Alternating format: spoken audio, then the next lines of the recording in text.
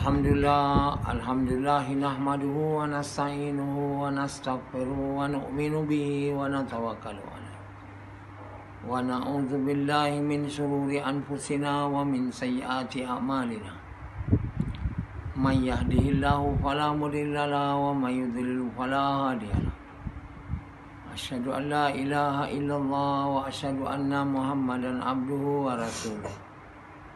Sallallahu alaihi wasallam tabaraka wa sallama tasliman kasiran kasira amma ba'd.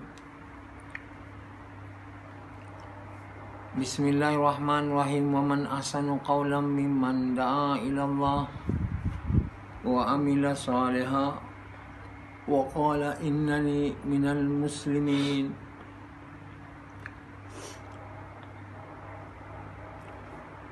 Tuan-tuan, bapa-bapa sekalian, setiap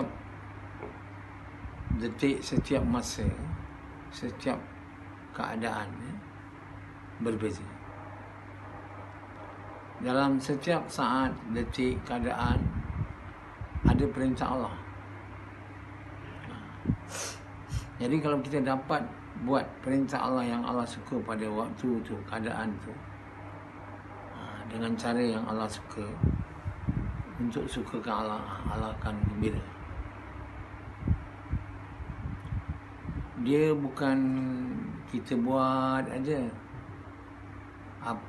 perintah Allah yang kita tahu, tapi kita kena buat perintah Allah yang Allah mahu kita buat pada waktu tu, keadaan tu.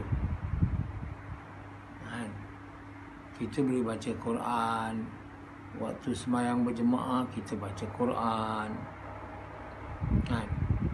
Kita sembahyang zuhur lewatkan untuk baca Quran, tapi itu bukan yang Allah mahu. Kita nampak baca Quran macam kita ni kuat iman lah, tapi iman kita takkan kuat sebab kita tidak taat.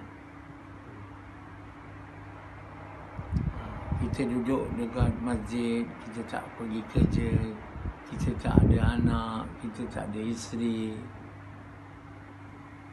kita buat sembahyang aja. Orang ingat kita kuat iman, dan iman kita tambah kuat sebab kita banyak masa. Tapi kita tidak buat yang Allah suka. Jadi dalam satu keadaan, detik, ketika dia ada perintah Allah.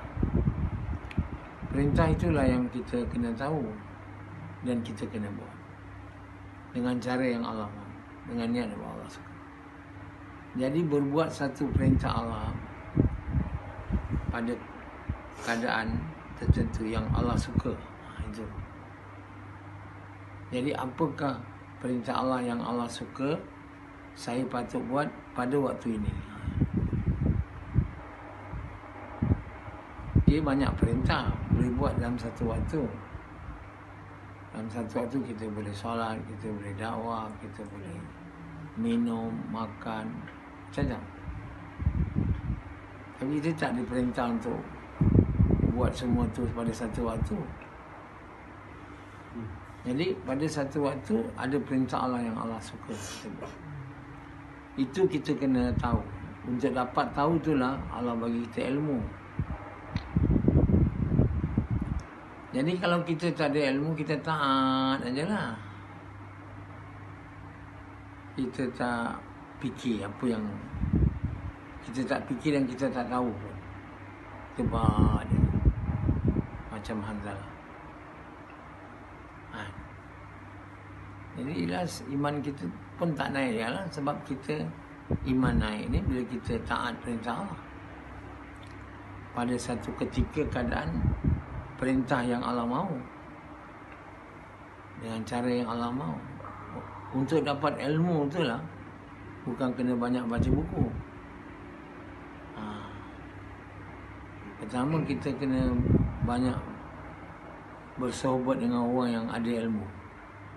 Antara caranya lah. Kedua, Allah sayang kita lah. Allah akan bagi kita ilmu. Dan Allah bagi kita sohbat dengan orang tu untuk Allah ajar kita ilmu. Allah bagi kita faham kitab yang kita baca, Quran yang kita baca. Allah bagi kita ilmu. Kalau kita, maknanya Quran tu sama, tapi bagi kita Allah bagi faham. Kitab tu sama, tapi bagi kita Allah bagi faham. Itu maknanya Allah ajar kita, Allah bagi kita ilmu. Orang lain baca banyak kitab, satu pun dia tak faham. Banyak kitab, macam-macam kitab.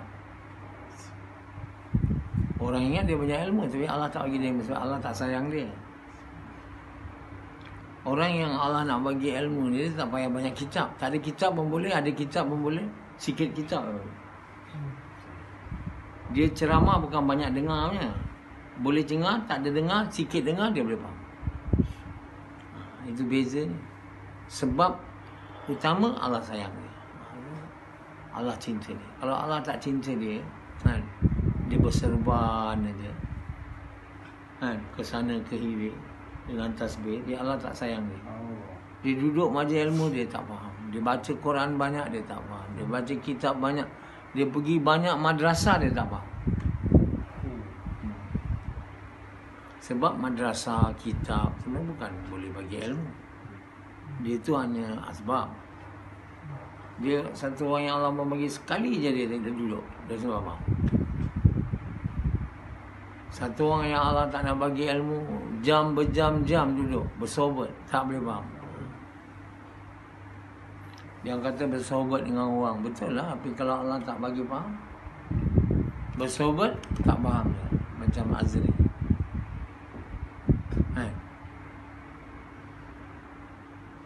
bersohbat dengan saya dulu lama juga, Allah tak bagi faham dia.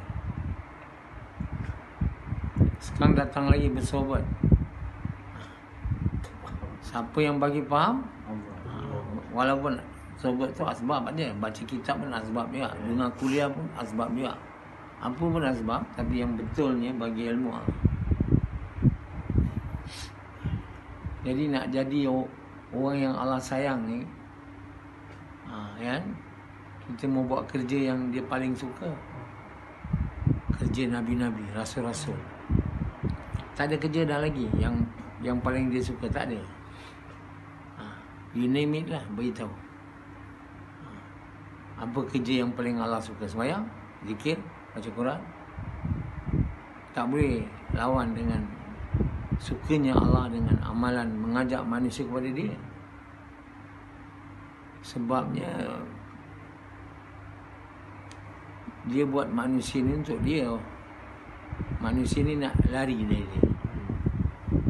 Jadi satu orang buat kerja, ajak manusia yang lari nak hilang tu datang kat dia, tentulah dia suka. Sebab maksud dia jadikan kita ni untuk dia.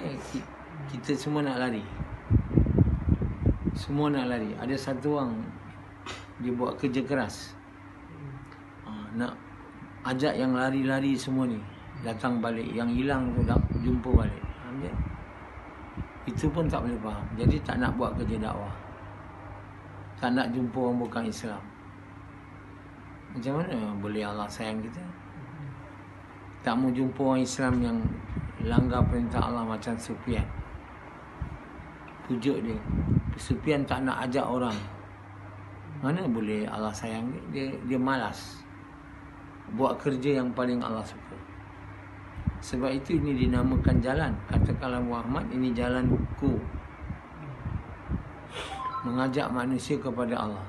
Inilah namanya jalan. Jalan nak buat Allah suka. Kita punya maksud hidup ni nak jadi kekasih Allah. Untuk jadi kekasih Allah, kita mesti buat Allah suka. Kalau kita ikut jalan yang buat Allah murka, mana boleh jadi kasih Allah macam Sufyan. Kan? Sufyan ikut jalan yang buat Allah murka, boleh jadi kasih Allah? Tak boleh lah. Lama-lama akan jadi musuh lah. Kenapa Fir'aun tu jadi musuh Allah? Dia buat kerja mengajak manusia buat Allah atau apa? Dia mengajak manusia kepada dia. Dia pula nak jadi Tuhan. Dia tak boleh jadi kekasih Allah buat kerja macam tu. Pastilah buat kerja macam Fir'aun tu. Dan siapa saja mengajak manusia tidak beriman kepada Allah, tidak percaya pada kitab, semua tu musuh Allah lah. Takkan boleh jadi kekasih Allah. Jadi kekasih Allah ialah buat kerja yang dia sangat suka. Ajak orang kepada dia, ajak orang beriman kepada dia, ajak orang yang beriman taat perintah dia, ajak manusia yang diciptakannya ni semua mau beriman kepada dia. Dan dia gunakan harta diri dia untuk kerja tu. Dan dia tak minta upah. See? Itulah asbab. Allah suka kalau dia ajak orang kepada Allah lepas tu minta upah, dia tak nak. Tak boleh lah. Allah tak mau kita ajak orang kepada Allah minta upah. Allah tak suka. Allah kata, aku boleh bagi kau upah lebih lagi. Kau jangan minta kat orang. Bagi tahu kat orang, upah aku dari Allah. Ilmu yang aku ajar kamu ni dari Tuhan aku. Dan upah aku dari dia, bukan dari kamu. Ini semua Allah ajar Nabi-Nabi untuk bagi tahu manusia. Jadi kalau kita ajak orang kepada Allah tapi minta upah dari manusia, Allah tak suka. Jadi kerja yang Allah suka jadi tak suka pula. Lepas tu Allah kata kalau orang buat tak baik pada kamu, masa kamu ajak dia orang kepada aku, kalau kamu boleh, kamu buat baik. Tak boleh, kalau kamu nak balas, sama setimpal, tak boleh lebih. Jadi Rashidi tak mau ikut tu. Mana Allah jadi suka, jadi tak suka. Kerja yang Allah suka jadi tak suka. Sebab kita dah balas buruk dia dengan buruk lebih lagi. Jadi tuan-tuan bapa sekalian, jalan hidup ni sebenarnya satu aja, nak jadi kekasih Allah. Tapi kalau kita dah buat keputusan nak jadikan isteri sebagai maksud, sebagai kekasih, tidak buat keputusan dah. Bolehkah Allah masuk? Tentu sekali Allah tak boleh masuk. Atau kita dah buat keputusan, kerja dunia ni kekasih saya, tentulah Allah tak ada ruang. Dia nak jadikan anak kita kekasih kita. Atau kita nak jadi semua tu kekasih kita, mana ada ruang. Hati tu kata Allah, aku buat untuk aku, engkau dah isi dengan cinta pada yang lain dah aku. Jadi hati tu namanya hati tak baik lah. Anjalah. Hati tak baik lah. Hati yang dicipta untuk mencintai Allah, kita telah gunakan hati, kita telah guna hati itu untuk mencintai selain Allah. Jadi tentu Allah murka. Kenapa Allah murka? Bila kita jadikan hati ni mencintai selain dari dia, kita takkan taat perintah dia. Tentu sekali. Dan bila kita tak taat perintah dia, tentu kita akan gagal. Bila kita langgar perintah Allah, kita akan gagal dan kita tak akan berjaya. Dan kita tak akan dapat masuk syurga. Sebab itu Allah murka. Aku jadikan kamu untuk berjaya, untuk kamu masuk syurga. Dan aku dah siapkan syurga. Aku bukan buat neraka supaya kamu masuk, supaya kamu jangan masuk. Kamu takut, jadi kamu tak mau dan berusaha untuk masuk syurga. Tapi kau tak nak, kau nak masuk neraka lah. Jadi macam mana boleh berlawan dengan maksud yang aku buat kamu? Aku nak buat kamu masuk syurga, kamu nak masuk neraka. Jadi untuk kamu masuk syurga dalam dunia ni, kamu kena jadi orang baik. Untuk jadi orang baik, Aku mesti ada hati kamu, supaya kamu boleh taat perintah aku dalam apa keadaan. Kalau Allah tak ada dalam hati kamu, kata Allah, kamu takkan taat perintah aku, kamu akan langgar. Dan kamu akan gagal. Aku tak buat kamu untuk gagal. Jadi kalau kamu nak gagal sangat, matilah sekarang. Jadi tanah, lepas tu masuk neraka. Bukan jadi tanah, masuk neraka. Lepas tu kamu, masa tu kamu kata, boleh tak kami balik ke dunia untuk kami perbaiki? Kenapa Allah tak bagi? Sebab Allah bilang di dunia itulah kamu rosak. Kamu nak balik sana lagi. Kalau kamu nak balik sana lagi, kamu boleh jadi baik? Tak boleh. Sebab itu Allah tak izin balik lagi, tak ada gunanya. Mesti jadi buruk juga. Jadi sekali kita jadi buruk kat dunia ni, kalau kita mati, kita dah tengok, kita nak balik, kita kata minta pada dia, takkan jadi. Allah Maha tahu. Sebab apa kita jadi rosak? Bila kita balik lagi dunia, kita akan seperti dululah. Kita ditipu dengan dunia. Sekarang kenapa kita jadi rosak? Sebab kita ditipu. Kita telah terkesan dengan apa yang kita nampak. Betul tak? Kalau kita tak terkesan, takkan kita itu sayang dengan dunia, cinta dengan dia, berusaha. Sebab kita tertipu. Daripada percaya dia tak boleh bagi faedah, kita dah percaya dia bagi faedah. Dari dia percaya dia tak boleh bagi bahaya, kita percaya dia bagi bahaya. Dari percaya dia tak boleh tolong kita, tak boleh bagi apa-apa bagi kita percaya dia boleh bagi. Dan kepercayaan yang salah inilah buat kita jadi rosak waktu duduk di dunia. Lepas tu kita nak balik lagi. Tentu kita juga akan lagi terkesan. Kita akan lupa tu semua. Janji kita yang kita balik ke dunia, nanti kita akan jadi baik. Jadi sekali kita duduk kat dunia ni, kita dah ditipu. 10 kali kita balik kat dunia pun 10 kali ditipu. Dah cukuplah sekali tu. Kan?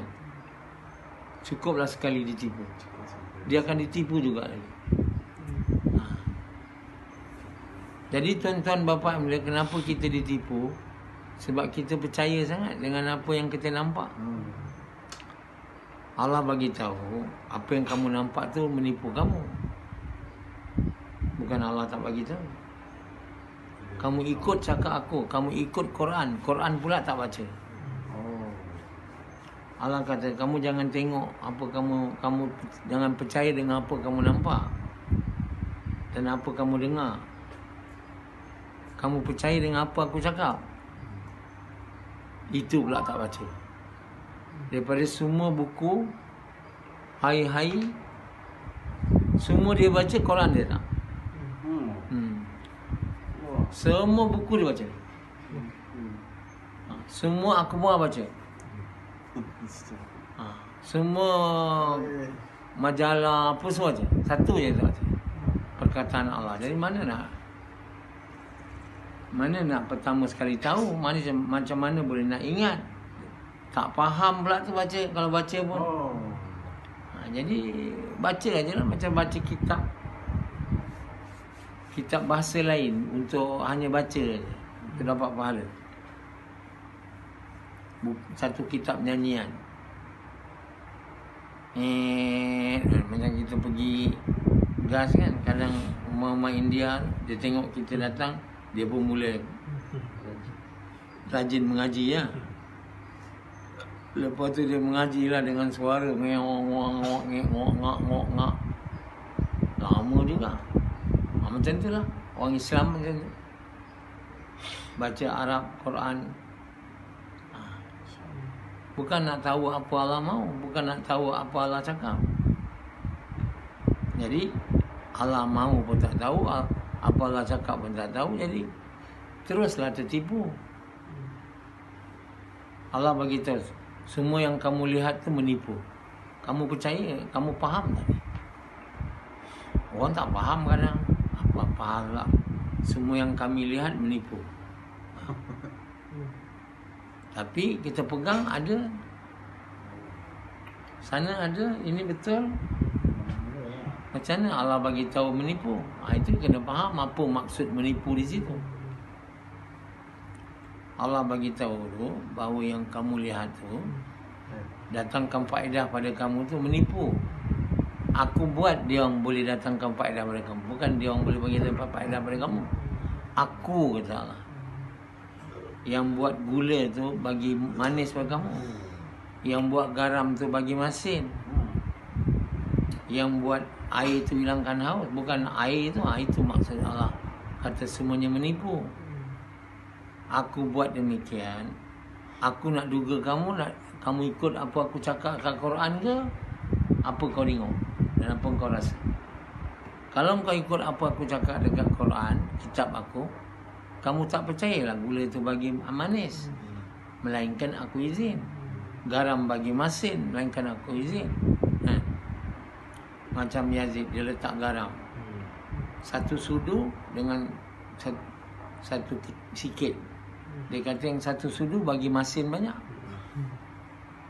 Daripada satu titik. Bila saya letak banyak, dia naik takut. Dia kata ini mesti masin lagi. Tapi bila rasa, dia tak masin.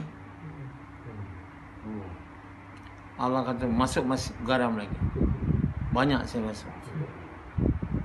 Yazid kata habislah. Sebab apa dia rasa habislah? Dia percaya garam bagi masin. Garam tak boleh bagi masin. Gula tak boleh bagi manis. Macam mana pula cakap gula tak boleh bagi manis? Kita letak gula manis, tak ada gula, tak ada manis. Dia kata macam mana boleh betul gula tak boleh bagi manis? Itu mata kamu dan apa yang kamu rasa. Tapi itu bukan betul. Itu dia. Itu Allah Subhanahu Wa Taala bagi tahu dunia ni menipu. Dia tak sama dengan apa yang kita nampak. Nampak gula bagi masin, yang sebenarnya Allah bagi masin. Gula bagi manis, yang sebenarnya Allah bagi. Nampak garam bagi masin, sebenarnya Allah bagi. Duit nampak bagi ayam, bagi kuih, gula, lauk, sayur. Tapi sebenarnya bukan lauk, duit Allah. Tapi kita bila tengok duit, kita tak cakap. Wahai duit, kamu tak boleh bagi ayam pada aku. Kamu tak boleh bagi gula pada aku. Kita tak ada kan cakap macam tu. Kita terus kira barang duit. Besok macam tu juga buat. Lusa, tulan, bulan, tahun macam tu. Jadi kita dah menengok dan kita dah percaya. Sebab kita tak pernah cakap yang betul. Yang kita lihat tu tak betul. Air yang kita minum ni tak boleh bagi haus hilang. Ada cakap sebelum minum? Tak ada. Duit yang saya ada ni tak bagi aku apa barang. Lepas tu kita pergi kedai. Bila kita dapat barang, ya Allah kita kata, kau lah yang bagi barang. Tanpa kau bagi, takkan aku dapat barang ni. Duit aku banyak, tapi duit bukan bagi barang. Kalau kita cakap macam tu, barulah kita tak tertipu. Ini cakap pun tidak, dakwah lagi jauh sekali. Jadi untuk betulkan percakapan kita, itulah Allah bagi kita perintah. Mengajak manusia kepada Allah. Supaya percakapan kita jadi betul sepanjang hari. Daripada berapa waktu kita bagi untuk buat kerja mengajak manusia kepada Allah tu, Allah sayang sangat kita, Allah betulkan percakapan. Tapi kalau kita tak buat kerja tu dengan betul, Allah tak sayang kita, Allah tak betulkan percakapan kita. Lama dah buat usaha, nama usaha dakwah cakap kalimah, masih percakapan dalam satu hari banyak tak betul, semua tak betul. Ya. Jadi bapa tuan yang mulia, Allah tahu hati kita dan Allah tengok amalan kita. Kita pun nampak dia. Tapi orang lain nampak amalan kita, dia tak tahu amalan tu baik ke tidak. Dia orang umumnya nampak amalan baik lah. Macam kita bagi sedekah, nampak baik lah.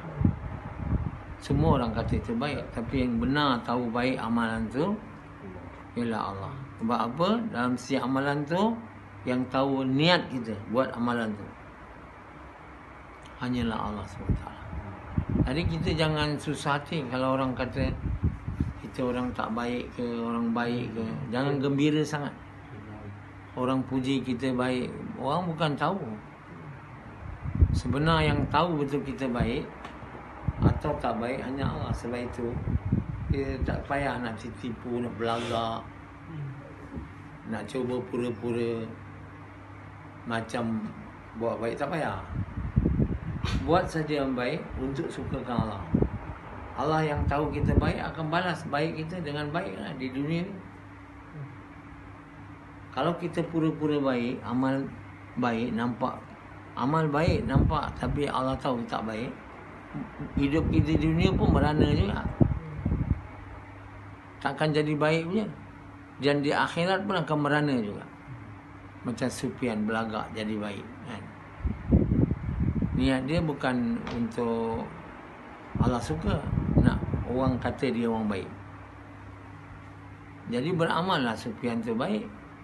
Tapi kenapa Sufyan hidupnya susah, gelisah, sampai sekarang bini tak dapat, sakit sana, sakit situ, berubat pun tak habis-habis kan. Asyik ditimpa masalah. Masalah tu tak datang sebab amal baik tuan. Dia semua datang sebab amal buruk. Ya, apa amal buruknya? Dia ni nampak baik.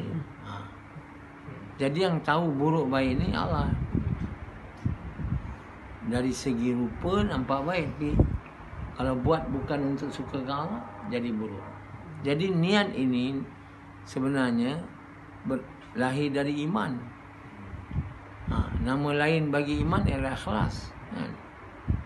Jadi kalau kita betul-betul ada iman, semua amal kita luar nampak baik, dalam baik. Orang nampak baik, Allah nampak baik. Kesan dia hidup dunia jadi baik, hidup akhirat jadi baik, masa mati jadi baik, sebelum mati jadi baik. Tak ada jadi buruknya. Tak mungkin kita buat amal buruk, amal baik, kesannya buruk. Kita buat amal buruk, kesannya baik. Tak mungkin. Jadi kita tak ada guna menipu, berpura-pura buat baik. Dan berpura-pura buat baik untuk apa? Untuk manusia panggil kita orang baik. Apa manusia boleh buat? Boleh bagi faedah pada kita, boleh bagi bahaya kat kita? Tak boleh. Kita boleh dapat nama lah, itu saja dapat. Macam hari ni orang banyak duit, apa yang dia dapat? Dapat nama je orang kaya. Kalau Allah tak letak faedah dalam duit yang dia banyak, dia takkan dapat dia kan? Dia bukan beli banyak baju, boleh pakai sekali je baju tu. Lepas tu baju tu simpan dalam bilik. Sini baju pasang ni, baju apa, baju ni, baju ni, baju ni, negeri ni. Jadilah rumah tu kedai pula lagi. Jadi makna dia tak ada faedah. Duit yang dia dapat tu, dia beli banyak baju, pakai sekali je. Ada tak orang macam tu? Tiap-tiap bulan beli satu baju, banyak baju, semua pakai sekali. Sekali-sekala balik pakai yang lama. Ini dah lama saya tak pakai. Jadi faedah tu bukan pada duit. Allah yang bagi faedah, Allah bagi bahaya kan? Allah bagi manfaat, Allah bagi mudarat. Yang ini mau ada dalam hati kita. Tiada yang boleh bagi faedah, tak ada yang boleh bagi bahaya, manfaat. Ini kita kata kita mau makan mesti ada duit. Ada tak orang dapat makan duit tak? Tak ada. Banyak orang kat dunia ni. Satunya lah saya. Saya. Kan? Saya ada makan bulan puasa ni dengan keluar duit. Ha? Rashidi. Kenapa? Allah bagi makan. Tak payah ada duit. Ada orang Allah bagi makan mesti kena ada keluar. Ada orang Allah bagi makan tak ada duit. Sufyan bagi duit tak dapat makan. Kan? Kan Sufyan dia bagi duit tam kan? Dia tak bagi dah. Dia tak bagi, dia bagi RM10 tapi dia tak dapat makan. Tapi kalau dia buat untuk sukakan Allah, dia dapat pahala kan? Kalau dia tak buat untuk sukakan Allah, bagi pun tak bagus, tak bagi pun tak bagus. Gas.